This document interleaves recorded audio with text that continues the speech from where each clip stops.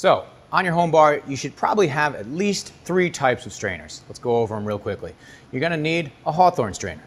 The Hawthorne strainer is the one that you see that's got the wire rings going around. That's the one that we use anytime we're using our tin.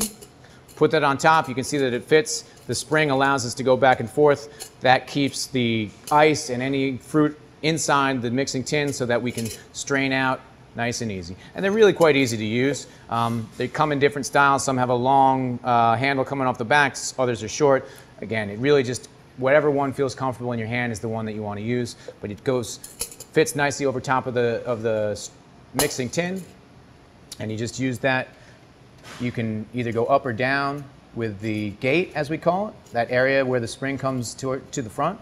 You can go up and down with that depending on how much you want to let out. If you've got some berries and things like that, or some fruit, and you want to make sure it stays in, you want to keep the gate closed. If you're just working with ice and a cocktail that you need to strain, you can open that up, and you have that ability to work the Hawthorne strainer with the tin. You're also going to need a julep strainer. The julep strainer is the evolution of an old sugar sifter, actually, and was originally used on old-style cocktails in the first early days of ice, when modern dentistry had not yet been invented, and you wanted to keep the ice from touching the teeth. You put it on top of the cocktail and use it to keep the ice from hitting you as you took a sip. Today, what we use it for is anything that we strain out of our pint glass. We use the julep strainer.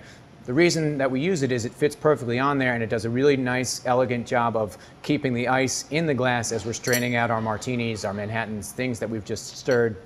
Remember, anytime we stir, we have to stir it in a mixing glass, and the julep strainer is the proper strainer for that glass. Now, you see I also have this thin wire strainer. You might call it a tea strainer. And what would I need that for? Maybe I just made a drink with some berries in it, that's something that would have seeds. Things that once I shook up the cocktail, I don't want to go into the glass that I'm serving. Well, it's as simple as doing this process of using my Hawthorne strainer to strain, but doing it what we call a double strain. I'll hold this over the glass and pour through it, straining out those seeds, any of those little bits, leaving me with a nice, clean beverage underneath.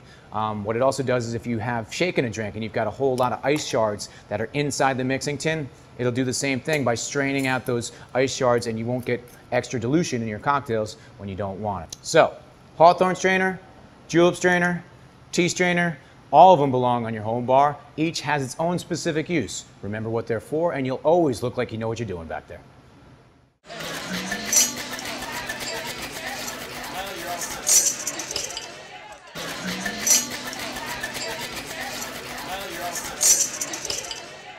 So, on your home bar, you should probably have at least 3 types of strainers. Let's go over them real quickly. You're going to need a Hawthorne strainer. The Hawthorne strainer is the one that you see that's got the wire rings going around.